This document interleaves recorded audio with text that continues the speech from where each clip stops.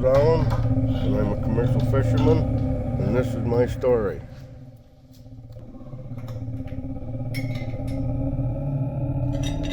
When I first met Charles Allen, fisherman, father, businessman, we got to know each other over a couple coffees, and then he told me this crazy, unbelievable story. One I want to tell you about today.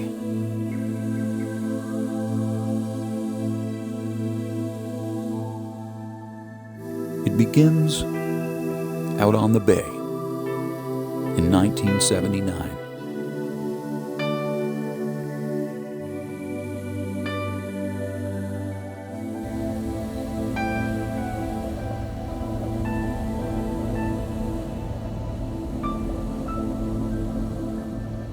Every day, while most Canadians travel by car and train, Charles's family travels on the water.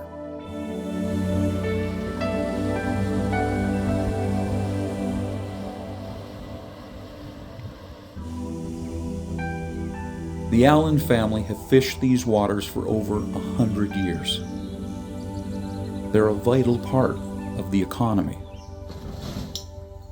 Their work, feeding processors, also feeds distributors and retailers who put dinner on the plates of Canadians. Charles and his brothers still fish these waters daily, but they don't do it alone.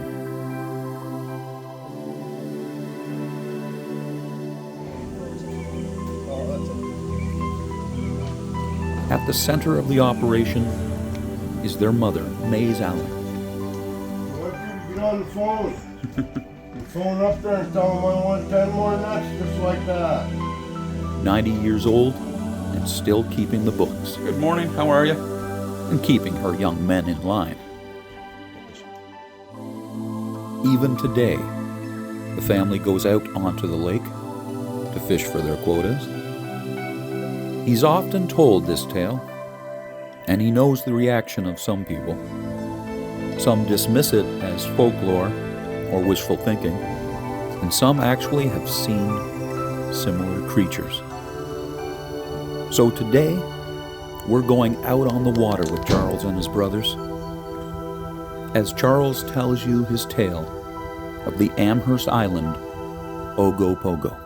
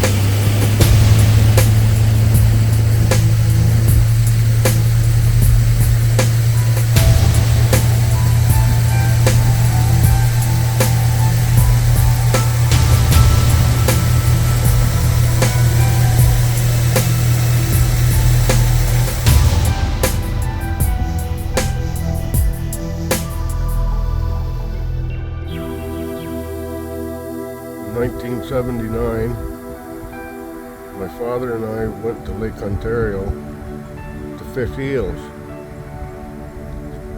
And we had a 1,200 hook eel line, and we took it out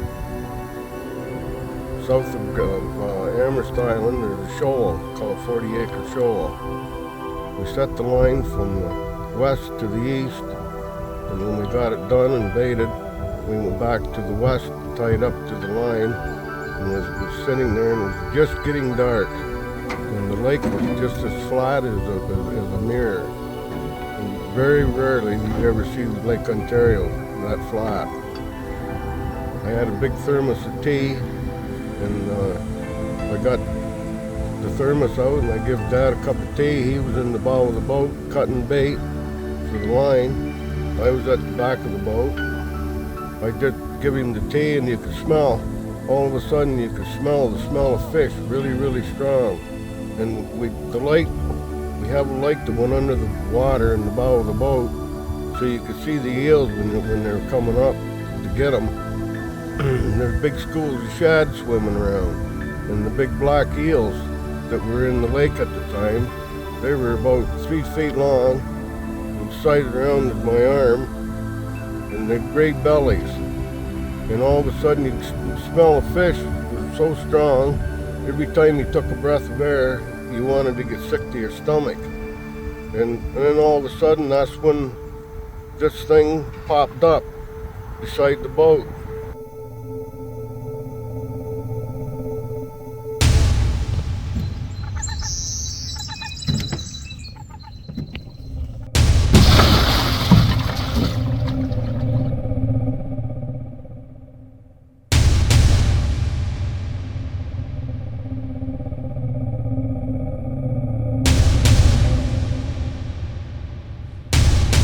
Longer than 2 school buses. I said to Dad, I said, well, the old man, I said, what in the hell's that thing? And my father was standing in the bow of the boat, and he stood up and he kept looking up in the air and never said nothing. And it was just getting dark, and about 10 feet from the boat, the body of this thing was laying on top of the water. And it was the size around as 45-gallon drums. Anyway, I grabbed the spotlight out of the back of the boat, and I shined it on its body. And when I followed the body along and I got to its head was about 15 feet out of the water. And it turned its head and looked at my father, and when it did, that's when it seen the red eyes. Its eyes were red, just like rubies glowing or something like that.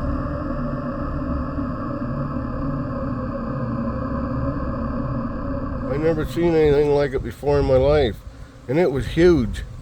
It was huge, and the smell of it was unbelievable. But it didn't feel threatening to us.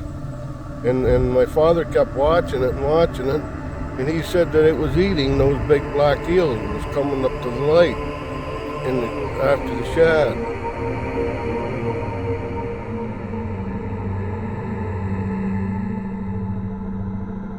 It must have stayed there for, it seemed like at least 10 minutes.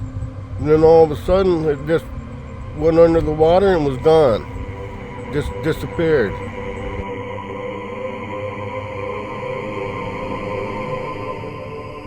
To this day, I don't know what it was, but it was some kind of a giant snake or something.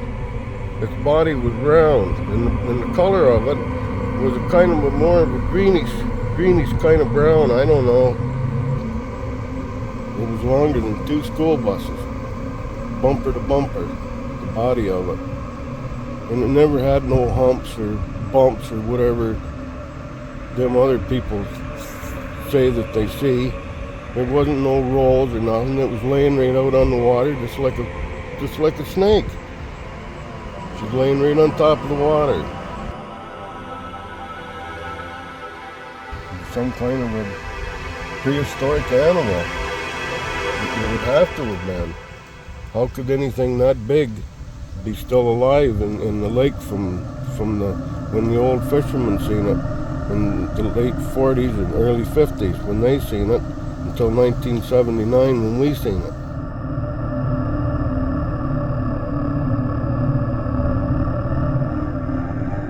we're not the only ones that seen this creature out there. With our commercial fishermen that live on Indian Point, his son and 4 of his buddies was out at the main Duck Island. When they were coming back in, it was in August. I'm pretty sure he said August when they seen it too.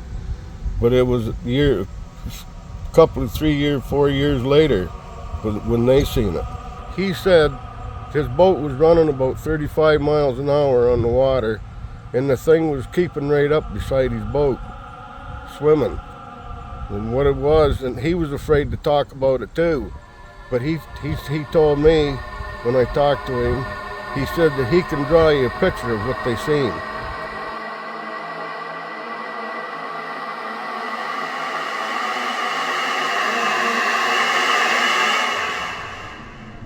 People are seeing this stuff, so if other people are seeing it, it's got to be true. How can you make up such stories as that? I don't know why anybody would even want to make a story up like that. Because the truth is the truth.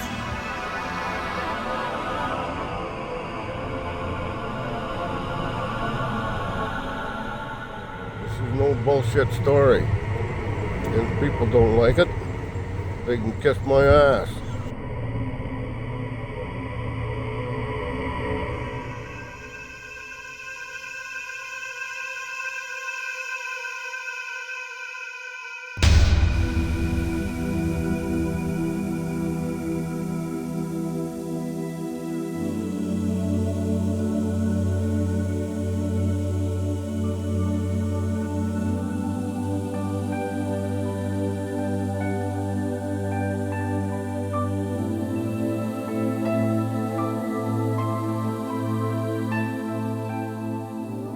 Charles, like many other fishermen, spend a great deal of time out on these waters. And when you spend more time in a certain place, you tend to see some of the most amazing anomalies, including sea creatures that the average angler won't see on his short visit.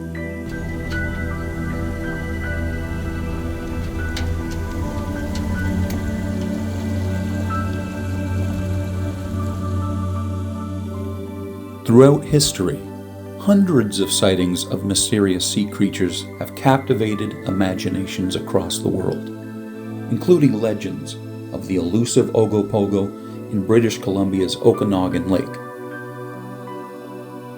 The first recorded Ogopogo encounter dates back to 1872, with indigenous folklore predating that, describing Nyaktik, a lake spirit said to demand offerings for safe passage.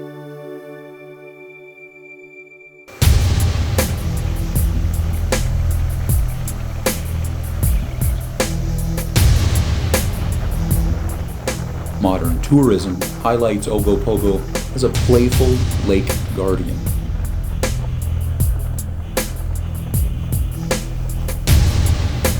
Sparking fascinations with reports of serpent-like shapes rippling through the waters. Whether mythical or real, these creatures remind us of nature's mysteries. It's to wonder about the unknown lurking just beneath the surface. My father never talked about it because people thought, what are people going to say? They think, first thing they say, oh, you guys were out there drunk. Well, my father didn't drink, so that was out. And my father didn't do drugs either, so that was out. But it's just sickening people when you tell something that's true, people think you're telling a big bullshit story, and it's not. It's the truth. Whatever that thing is lived in Lake Ontario.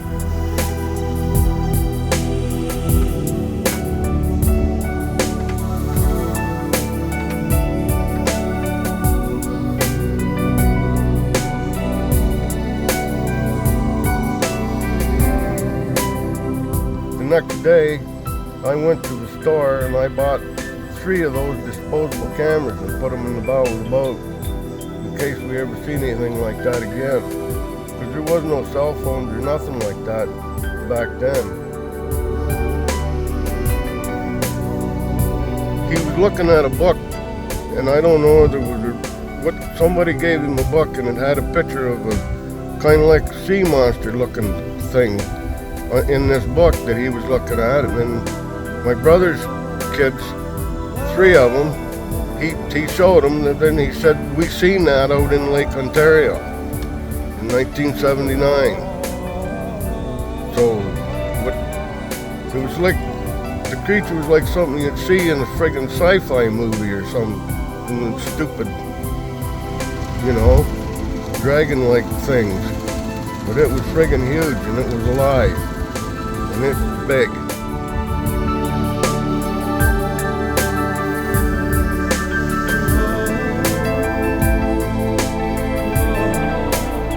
While city dwellers may see some pretty crazy things in the city, out on these waters, when something strange happens, stories get told, folklore gets made.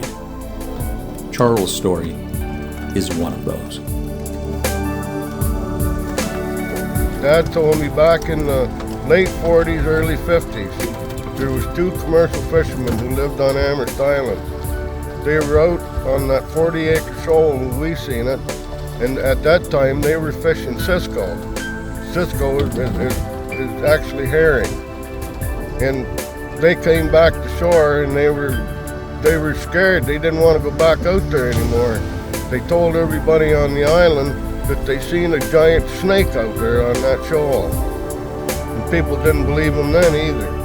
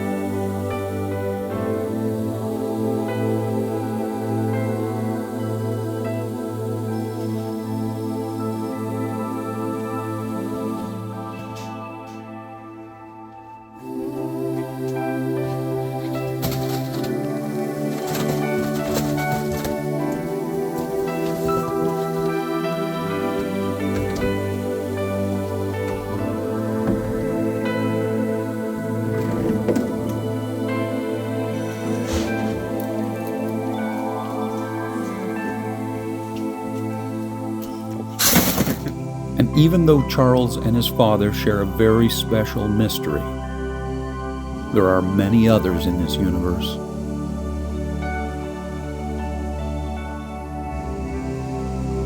Maybe someday you'll experience a mystery sighting yourself.